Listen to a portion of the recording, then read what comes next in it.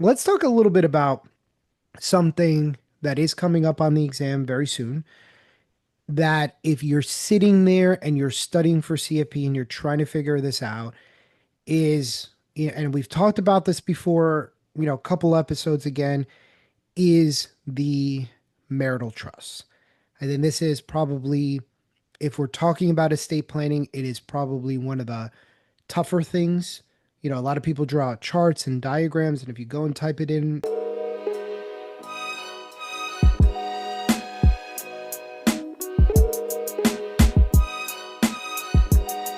what's up, everybody? Welcome to CFP Talks. My name is Jonas, and with me, as always, is Mr. Raman Singh. He's standing to show us that big fancy certificate in the back. Looks fancy. December 18th, 2014 is when I complete. This is actually my curriculum completion from Rice. Oh, I nice. I decided to put that up instead of my CFP certificate. I I I keep my CFA is that one, and the CFP is that one, Oh, okay, okay. and I then don't even have I don't even have my FFA. CFP certificate. I don't even know Really? what it's So at. it's funny when the first one they gave us, or they gave me back in 2008, was 8 by 11. It was like a little thing, and I had it framed, and then somebody was like, "You should reprint it." And, they make the big certificates now. I was like, "What do you mean?" He's like, "They make them nice and big." I was like, "What?" And he was like, "Yeah." And I was like, and then I went to the website and I requested it, and they sent it to me, and it's gorgeous now. It's like really Yeah, nice. It looks very official. yeah, It's got a yeah. little medallion and everything The too. medallion and everything. But they'll send you a paper card though, so don't forget the annual Hey, paper hey, hey, hey, card. that's what I pay my 350 for, baby. It 350, man, it's almost like 500 a year now. Is it? I don't even pay Like, attention. you don't even pay attention. I don't pay So attention because I'm you've like, been they're paying gonna for the take the CFP money. certification since '08. You know what's Damn. funny? I almost gave it up. At the Wow. at the point that I wasn't working in finance, I was like, I don't need this. And I remember I was going, that's really silly. You worked pretty hard for this thing. Go spend 2 hours in a coffee shop and do all your CEs. Yeah. And I remember every year, and it would never take me 2 hours, it would take me much longer, but I would Sure. literally go to a coffee shop in Jersey City, grab a table, spread out on a Saturday morning, and just sit there and do all of my 30 CE credits in one Yeah. day. It's funny, like I look at CE a lot differently now than I did before. Now Oh I yeah. actually find the toughest CE that I want to study for because I'm a practitioner and I want to just be better at, planning. So I won't just do the basic annuity CEs or the low-hanging fruit of AML CEs. I will do like find the toughest CE on estate planning, like doing a CFP curriculum, and I'll just do that. It just sharpens my knowledge even further now at this point. It's honestly a little disappointing how unchallenging CE is because I go in and I do the same thing. Like I always choose estate, social security, elder planning because I'm like Mhm. those are my weaker areas. Let me go and read a little bit about that and do it. Yeah. And I think the last set of CE credits that I did, it was pretty fundamental. Like I actually did it and I took it and I was like scoring like 98s on it without even looking at the material. I was like, ah, come on.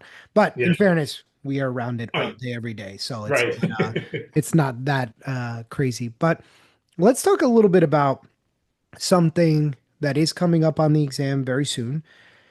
That if you're sitting there and you're studying for CFP and you're trying to figure this out, and we've talked about this before, a couple episodes again, is the marital trust. And then this is probably, if we're talking about estate planning, it is probably one of the tougher things. A lot of people draw out charts and diagrams, and if you go and type it in Google Images, you'll find a lot of lawyer websites that kind Mhm. of, put these diagrams together. And I always thought that the diagrams should be more helpful than they are. Right. Yeah. And I kind Right. of would always make my own because I always felt like they were so complicated and you never really understood what the diagram was saying or, ideally what they were trying to get at with the diagram. And I remember this being one of the kind of pinnacle things for me when I was taking the exam was understanding these. I wanted to understand these because at that point the estate limit was $3 million. And for a lot of the clients that I was working with, they got to that number pretty quick because of Mhm. life insurance. Right. So if you had a life insurance policy of $1 or $2 million and they had a couple $100,000 in your 401(k) and a couple 100,000 in brokerage accounts, you were right A there. house. Yeah, done. There you go. And a house, exactly. So even if that was the case, we found that a lot of people, especially if they had purchased real estate 10 years ago and they had seen massive appreciation in their home, they were getting pretty close to the limit and they were going to owe a significant chunk of change in estate taxes. Yeah. Obviously, that's been alleviated, and I think to some extent that's why CFP has reduced the amount that estate planning is tested on the exam because it doesn't affect as many clients as it used to. It's not Mhm. as important of a conversation as education and retirement and investment planning. Still an important part, but for Right. a lot of us who are not estate planning attorneys or work at a place that does comprehensive estate planning, where we're typically outsourcing that to a firm and it's not in house, this is one of the more confusing topics. 100%. So, Raman, just kind of give me baseline here because you're actually better at teaching estate planning than I am. Break down for me how, if we're looking at this from a 10,000 foot view, how do you start to break down marital trust and what are the key things that you look for? And then we're going to share a diagram with you guys. So Of if you're course. listening on Spotify, make sure to check out this out on YouTube. And then, Raman's going to start breaking this down for us. Oh, I'm breaking it down. Yeah. Okay, let's go. So here's the thing, you gotta know your ABCs. Gotta know your ABCs. If you IYK, right? If you know what I'm talking about, you know what I'm talking about, right? So you have to know your ABCs of ABCs, Mm, right? As cliche as it sounds, right? If you know the difference between an A trust and a B trust and a C trust, that's your ABC. But you have to know the ABCs inside your ABCs, the basics, sure. right? And not typically I always ask my students, well, tell me what you know about your trusts. Right? Like, yeah, you know your revocables versus your irrevocables. That's fantastic. I'm glad you know the difference between the revocable and irrevocable, right? Or testamentary versus, your all Each of sorts of Vivos. trusts. Right, there you go. Exactly, right? Then what it comes down to is understanding within your trusts is, are we using our lifetime exemption or are we using marital deduction? And that's where people get confused the most, Joe, Mm, right? Like it's kind of like, all right, like, oh, well, I'm using lifetime exemption in this case. Like, well, are you just guessing it? mm. Like, why should you use a lifetime exemption versus why should you use a marital deduction? That's a key differentiator of electing, between the A, B, and C trusts, Mm. right?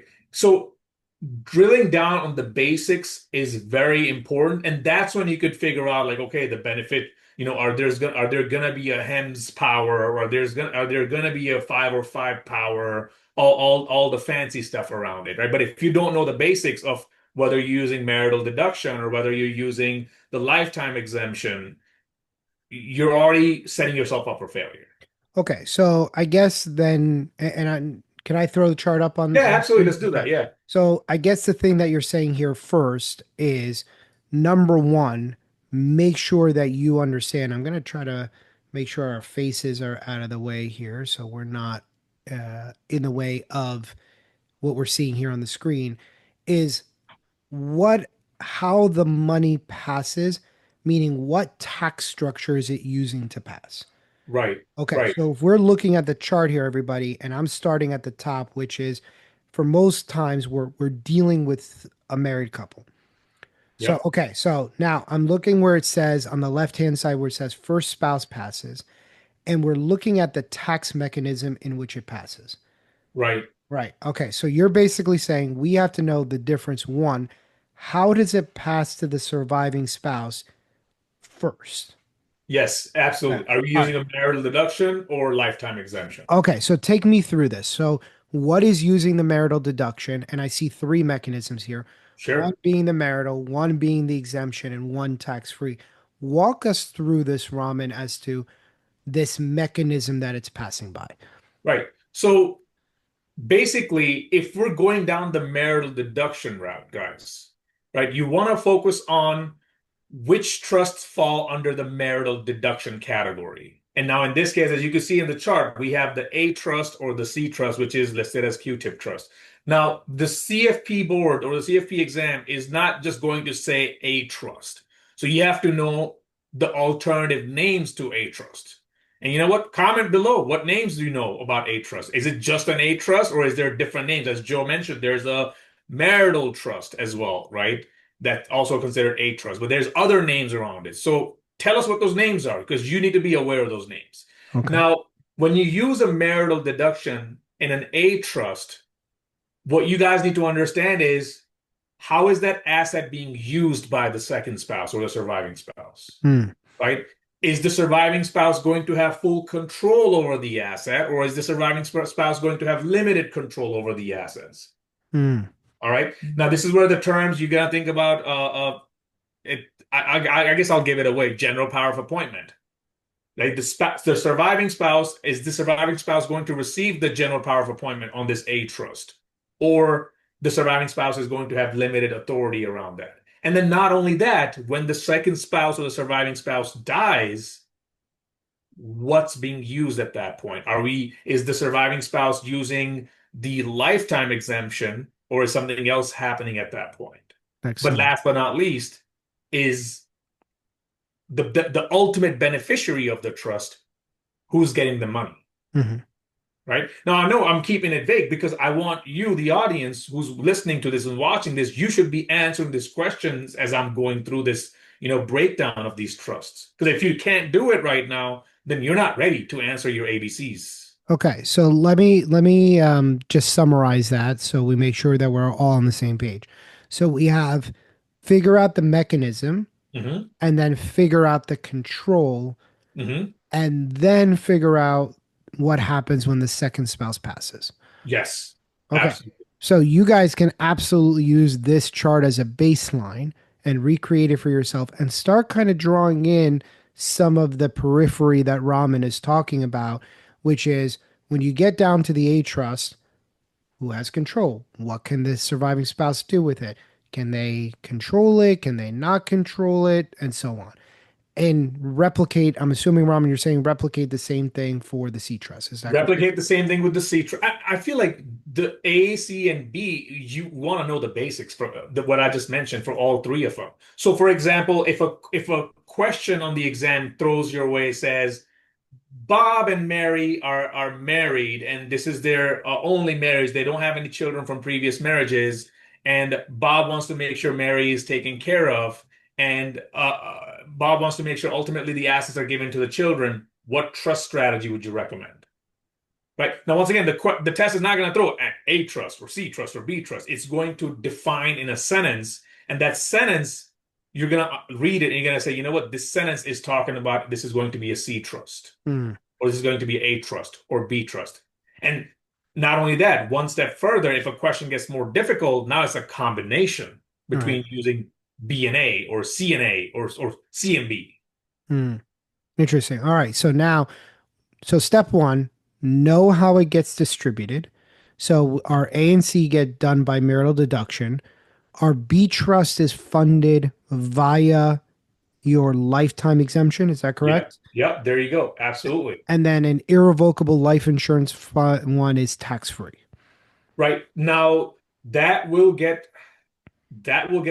gets complicated for a lot of students. They're like, well, what do you mean? Like, but then crummy, because you got to know how that life insurance trust is being funded. What is the grantor doing every year to fund that life insurance trust? Because as we know it, guys, if the grantor has any type of retained interest or any type of control over the trust, what happens to that life insurance? Hmm. I'm not going to answer it because I want you guys to be watching this video and speaking those things, right, at the same time, right? Okay. So you have to know that there's something around that life islet that has to happen to make sure that the grantor doesn't end up having some sort of a string right? These are the words they're going to use, right? String, retained interest, controlled interest. Because if that happens, that trust is going where? Back to the estate. Okay. So if now when the second spouse is getting this money in an A and C trust, are those does that give spouses similar control or no?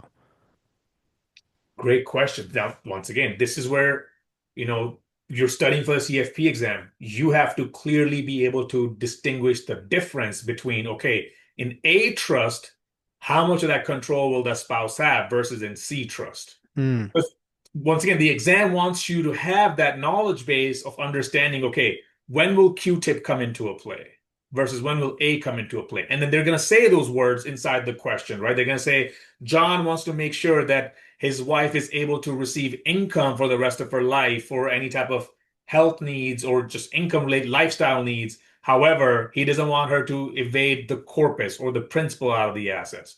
Now, if I just said those words, you should be screaming right now, blank trust. And mm. if you say like I have no clue, that means there's a missing knowledge base, knowledge gap in that. And Yep. you gotta know in this case, I'm talking about a C trust or Yeah, and I think the most important thing here, Raman, that you're pointing out is when you start organizing it the way that you're showing, it's going to start to evoke certain questions that even you as a student have that you're going to get to a certain level of detail because and I'll give you guys one example, and this is the only one we'll give away is why use the A trust as opposed to an outright gift if it's being funded by marital deduction? Mm, And that's a really great question. And you need to be able to answer something like that. But until you get to this level of detail, that question won't even pop up. right? You're not even going to think about it because you're just focused on memorizing. But once you start organizing yourself and going, okay, how does money get in there? What happens when it gets in there? Yeah. Who's in control when it gets in there? What can they do when it gets in there? And then what happens when they die? Yes. Man, oh my God, that was well said right there. I mean, if a student could answer these questions, you know your ABCs. That's right. And you need to do that for all four of these essentially. Yes, And and 100%. and please understand, this is a start. This is not a full thing. And obviously there's levels of detail here that we're not including. We are just jump starting you here. So you can start to enter kind of the detail that we just started hinting at. But I think as a somebody who's taking the exam in the next couple of weeks, as a bare level of understanding, I think this is a great starting point. 100%. And I 100%. think that if you can get to this level of understanding, it opens up your next level of understanding. And Makes things easier. It yeah, makes things a lot easier to comprehend and be able to successfully answer all your trust questions. yeah, I feel like sometimes like estate planning almost feels like the Legend of Zelda, which is like you have to unlock one door to unlock the Yeah, next door to unlock exactly. the next door. Exactly. So, from that standpoint, and so you have to really, I say this in class all the time. The attention to detail is paramount. Yep. And I think when it comes down to estate planning, that's where it is exceptionally a an important thing that you're doing is your attention to detail because if those details aren't there, it just feels like a jumbled mess in your head, Yep. Which creates confusion. which creates confusion. Exactly. Yeah. So, and I think the more you can organize it, even if you can draw yourself a little flow chart like that, and even if you don't know everything, if you know a half to three quarters of it, it still gives you a fighting chance on the exam to answer questions properly or put you in a position to succeed. Where obviously you're not going to answer every question, right? But it gives you a shot. And that's all we can really hope for is doing that because it's better than the alternative of going in and not knowing anything 100%. or being messy in your head. So as always, everybody, we hope that you enjoyed this video. With any questions, comments, or concerns, reach out to Raman or myself.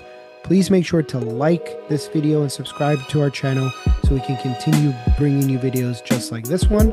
And we'll see you guys on the next episode.